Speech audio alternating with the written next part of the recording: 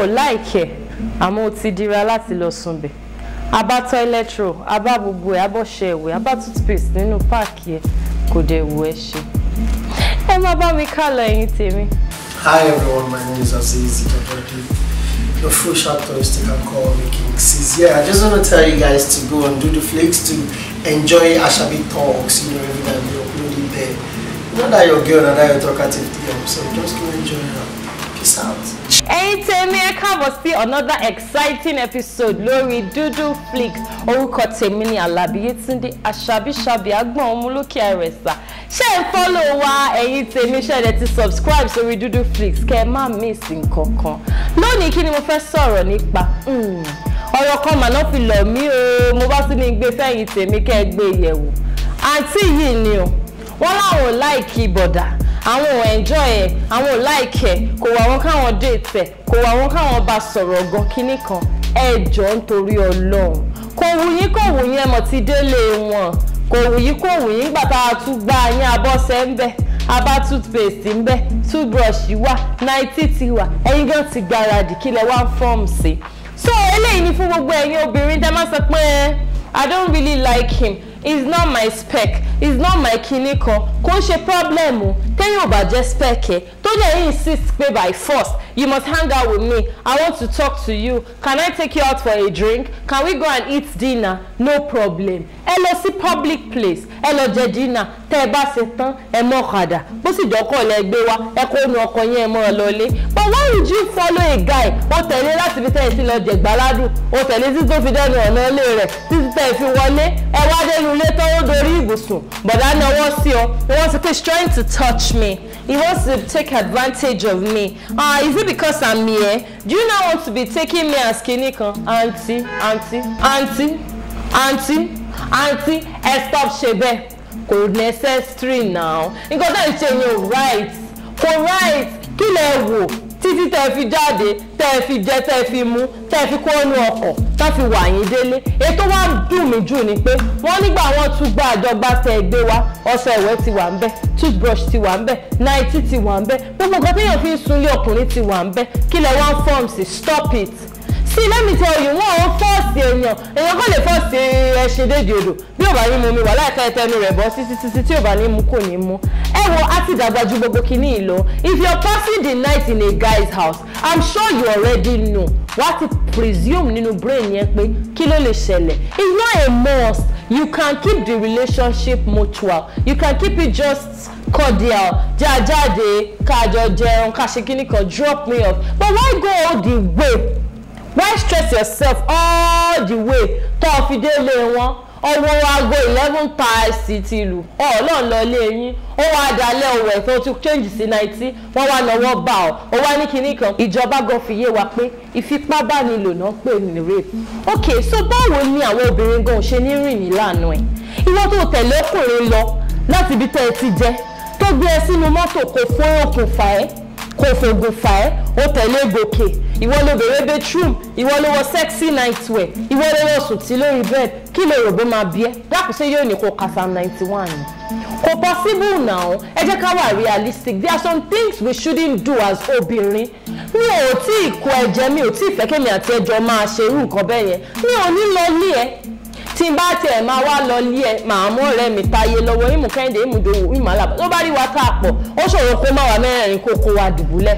But ìwọ náà ló ti di ẹrù ló ti pé kí ló rò bó máa ṣẹlẹ̀. Let's be honest, mo ń bí yín ẹ̀yin náà bí mi bẹ́ẹ̀ mi náà ṣe ń bí yín kí lẹ rò bó máa ṣẹlẹ̀. Ẹ má jẹ́ ká rìn gbègbè àwọn nǹkan báyìí. When you're not ready to get laid down with a guy, I honestly think you shouldn't pass the night. I honestly think you shouldn't visit him in sacred places. Ẹ lọ sí gbangba ibi táwọn èèyàn wà, ẹ jẹ ẹ mu ẹ gist kó kálukú gbalé ẹ lọ. Tó o bá ti wà sure of him, if you're sure of whatever you want to do, you can do that. But day one ó ti lọ ọbẹ̀, ó wá ní oṣù àṣọwọ́ ní you think I'm cheap, you think kinní kan, you ṣe kinní kan, ìwọ gọ́gọ́ ló ń ta ara rẹ lọ́pọ̀. mo mọ̀ pé àwọn obìnrin mi máa ti wò pé àwọn ò like nǹkan táṣàbí ń sọ àṣàbí ṣe máa sọ bẹ́ẹ̀ yẹn kinní kan ẹ wo òótọ́ korò ẹ̀yin tèmi òótọ́ òdẹ̀ lè ní ká wọ́n sọ òun torí mo wá like yín kò mí pé kí n má advice kí n bá yín sọ tòótọ́ rọ̀ kò right now kò necessary nǹkan tí mò ń sọ ni pé you can actually hang out pẹ̀lú ọkùnrin time and time again and go home until you are sure you want to pass the night once you are in a boy's house dáàpù kí lóòrò bẹ́ẹ̀ lọ ṣe sẹ́ ẹ fẹ́ kírun ni àbí sẹ́ ẹ fẹ́ ṣe fíjìlì ni láìsí pé ṣọ́ọ̀ṣì lẹ wà to be honest ara ò kí ń ṣòkúta and ọkùnrin dẹ̀ believe pé once you follow him home or once you come into their hotel room you are game that is their general knowledge and we can't really change that ó ti wà látayébáyé so ìwọ ló ò ní lọ ìwọ ló ò ní já jẹ̀bi wọ́n jẹ́ nítorí rẹ̀ jẹ̀bi wọ́n jẹ́ nítorí rẹ̀ jẹ̀bi if you're not ready to don't bother don't get to that point don't go home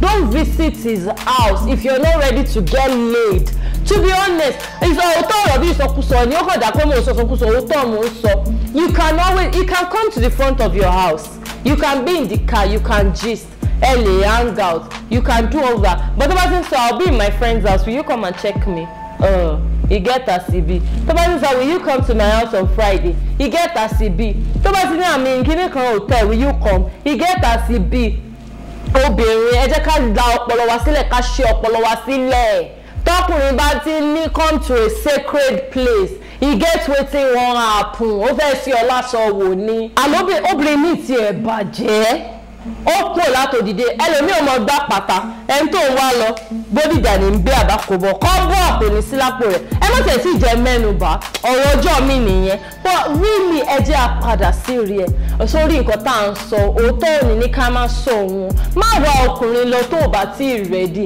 sí ayé ti dayọ̀ ọ̀làjú débi pé kò sí àwọn kankan míì wà tó yẹ pé a lè change mọ́ ó ti wà látayébáyé kí ló ń pẹ́pẹ́ pẹ̀lú ọkùnrin kí ló ń wá nǹkan ọ̀rọ̀ pẹ̀lú ọkùnrin fún ṣé o mọ̀ pé tó bá pè é sí kọ̀rọ̀ ò ti mọ̀ tún mu ẹ̀ ni ó ti wà látayébáyé kò ń ṣèmi mo máa change ẹ̀ kò dé ń ṣèwọ́ ló máa change ẹ̀ when you are not ready don't give signs like you are ready nǹkan tó bá mú ẹ tẹ̀lé ọkùnrin títí tẹ́ ẹ fi délé tó fi mú ọ wọlé ojókòó wo tv ó jẹun tán òní where is the bathroom ó fi bedroom hùn ẹ́ ó lọ wò ìwọ náà ti change sí 90 it sends a message to his brain automatically that you are ready to be laid down.